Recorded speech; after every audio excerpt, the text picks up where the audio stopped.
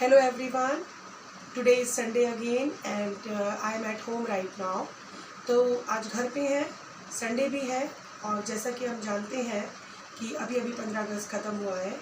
तो इस वक्त जैसे कि मैंने आपको पहले भी बताया था कि हम 10th A, B, C, D चारों सेक्शन में साइंस में फिजिक्स का पोर्शन लेकर चल रहे हैं। और जो टॉपिक हमने उठाया है वो है चैप्टर नंबर 10 लाइट, यानी कि ऑप्टिक्स, या फिर हम इसे बोलते हैं प्रकाशिकी, या हम इसको बोलते हैं प्रकाश। तो ये सारे केसेस में आएगा आपका, ठीक है। तो यहाँ पे मैं कुछ बातें आपको, बहुत कुछ नहीं बल्कि बहुत कुछ मैं आपको बता चुकी हूँ। क्या क्या बताया मैंने आपको? प्रकाश क्या होता है, जब हम प्रकाश की बात करते हैं तो दर्पण क्या होता है, दर्पण कितने प्रकार का होता है। मैंने आपको ये भी बताया यहाँ पर कि जब कोई भी प्रकाश की किरणें आती हैं तो उनको हम प्रकाशिकी में या ऑप्टिक्स में या फिजिक्स में रे डायग्राम या किरण आरेख के थ्रू पढ़ते हैं। इन सारी बातों के थ्रू हम चल रहे थे। फिर मैंने आपको बताया कि किरण आरेख बनने के नियम क्या है। मैंने आपको सारी परिभाषाएं बताई, मुख्य फोकस क्या है, वक्रता केंद्र क्या है, वक्रता त्रिज्या क्या है, ये सब कुछ आपने बताया।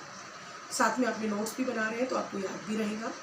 फिर मैंने आपको बताया कि जब अवतल दर्पण के ऊपर कोई भी किरण बढ़ती है तो कैसे प्रतिबिंब बनता है। फिर हमने साथ साथ आपको ये भी बताया कि जब उत्तल दर्पण के ऊपर कोई किरण पड़ती है तो प्रतिबिंब बनने के नियम क्या होते हैं। नियम सेम होते हैं। पहला नियम क्या था कि यदि कोई किरण समांतर आती है तो वो मुख्य फोकस से होकर जाएगी। दूसरा नियम कहता है कि यदि कोई किरण फोकस से होकर आती है तो वो कहाँ से जाएगी, समांतर होकर जाएगी। यदि कोई किरण वक्रता केंद्र पर होकर आती है तो वो जिस रास्ते से आती है उसी रास्ते से लौट जाती है। And the fourth and the last नियम कि यदि कोई किरण पोल पे आती है या ध्रुव पे आती है तो जितने डिग्री का कोण बनाती हुई आती है मुख्य अक्ष पर, उतने ही डिग्री का कोण बनाती हुई लौट जाती है, यानी कि sin I = sin R।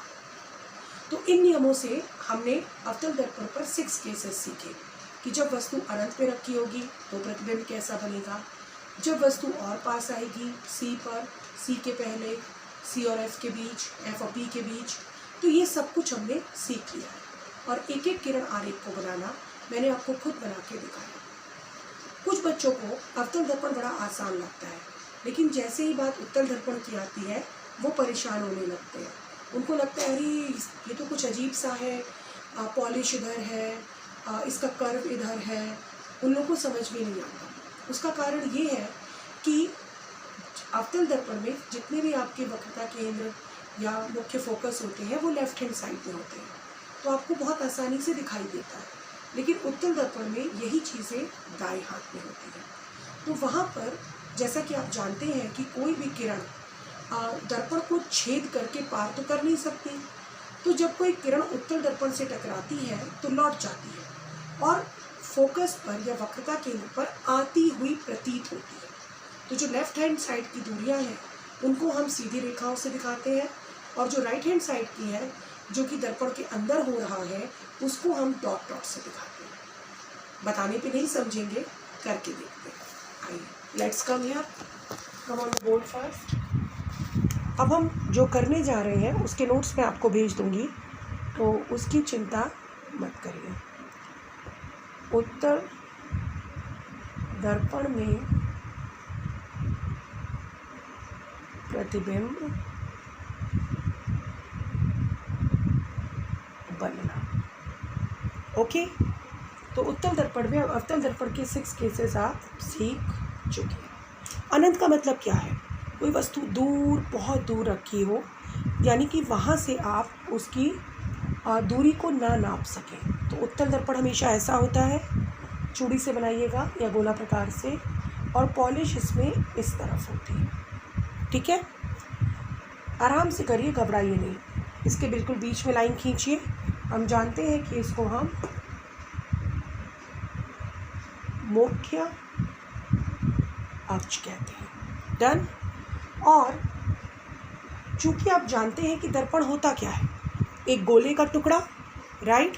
तो कोई एक बिंदु होगा जहाँ पर रख के हम इस गोले को खींचेंगे और उस बिंदु को कहते हैं हम C या फिर वक्रता केंद्र। कई बच्चे यहाँ गलती करते हैं। इस पॉइंट को हम कहते हैं P, इस पॉइंट MN को हम कहते हैं द्वार या अपर्चर।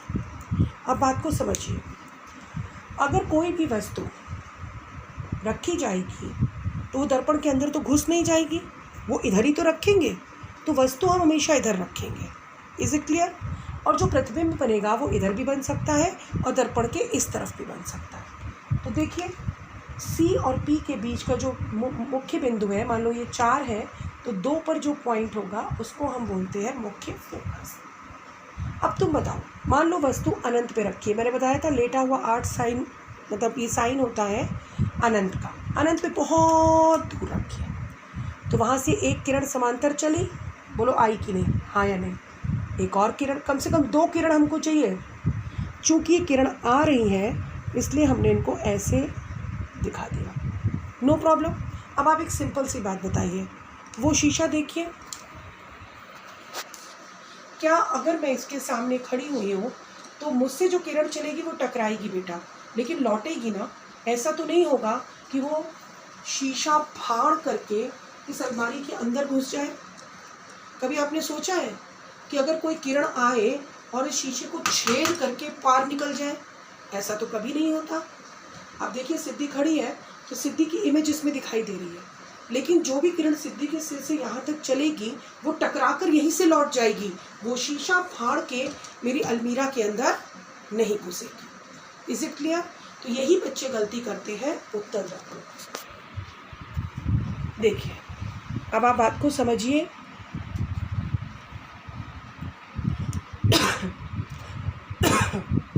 देखिए जब ये किरण अनंत से आई तो ये फाड़ के अंदर नहीं घुसेगी, ये यहीं से लौट जाएगी। डन? ये यहाँ से लौट जाएगी। अब बताइए, रूल कहता है कि जो भी किरण मुख्य अक्ष के समांतर आती है वो फोकस से होकर जाएगी। तो आप मुझसे बोलेंगे उत्तल दर्पण बहुत मुश्किल है समझना। जब मैं छोटी थी तो मुझे भी परेशानी होती थी। तो आप बोलेंगे मैम दर्पण के अंदर तो मुख्य फोकस है और आप कह रही है कि फाड़ के अंदर नहीं घुसेगी, तो ये मुख्य फोकस से कैसे जाएगी? बात सही है बच्चे के हिसाब से। क्या होगा, किरण आएगी, टकराएगी, लौट जाएगी, लेकिन यहाँ से आती हुई प्रतीत होगी। तो आप स्केल यूँ रख के इसको डॉट डॉट डॉट करके बढ़ा देंगे। किरण आई, लौट गई, चूँकि समांतर है और रूल कहता है कि वो मुख्य फोकस से जाती हुई प्रतीत होगी। Is it clear? तो इसका मतलब क्या हुआ कि अंदर घुस नहीं रही है, लौट जा रही है, लेकिन यहाँ पर डॉट डॉट डॉट करके उसका एक प्रतिबिंब बन रहा है जो दर्पण के अंदर बन रहा है, यानी कि उसकी छाया बन रही है। तो अगर आपसे कोई बोले कि प्रतिबिंब कैसा बनेगा तो आप क्या बोलेंगे? ये लेफ्ट हैंड साइड है और ये राइट हैंड साइड है, बायां दायां। तो प्रतिबिंब किधर बनेगा? राइट हैंड साइड में। बिल्कुल ठीक। कितना बड़ा बनेगा? बहुत छोटा बिंदु के आकार का। देख लो, आभासी हम क्यों कह रहे हैं बेटा? जो चीज़ दर्पण के दाईं तरफ बनेगी वो असली नहीं है, जो चीज़ दर्पण के दाईं तरफ बनेगी वो असली नहीं है। ये अंदर बन रही है तो फाड़ के अंदर नहीं घुसी है, तो ये आभासी है। जो इधर बनेगी वो आपकी वास्तविक होगी, जो इधर बनेगी वो क्या बनेगी? आभासी। तो दर्पण के दाईं तरफ प्रतिबिंब बनेगा, देख लीजिए, बहुत छोटा बनेगा, बिंदु के आकार का बनेगा, आभासी बनेगा, मतलब कि वो असली नहीं होगा। और कहाँ बनेगा? जो जो दिख रहा है खाली वही लिखना है। मुख्य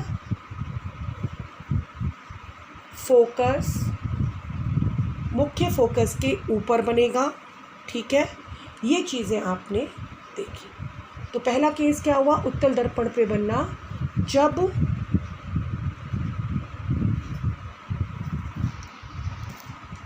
वस्तु अनंत पर। Is it clear to everyone? क्या किया मैम ने? दर्पण लिया, पॉलिश ली, मुख्य अक्ष लिया, फोकस लिया, सी लिया, क्योंकि ये उत्तल है तो राइट होगा। पोल लिया, वहाँ से एक समांतर रेखा चलाई, चली गई, समांतर चलाई, चली गई, दोनों को पीछे बढ़ाया, देखा दोनों लाइनें जहाँ काटती हैं प्रतिबिंब वहाँ बनेगा, बहुत छोटा बिंदु के आकार का, राइट हैंड साइड में, आभासी, मुख्य फोकस पर। I think I am clear with this one. इस चीज़ को आपको समझना पड़ेगा। You have to be very clear about it कि उत्तल दर्पण में काम कैसे होता है। I am stopping it here and now we will go for the second case कि जब वस्तु अनंत से उतर कर मुख्य अक्ष पर आकर खड़ी होगी तब क्या होगा। Okay, cheers, bye.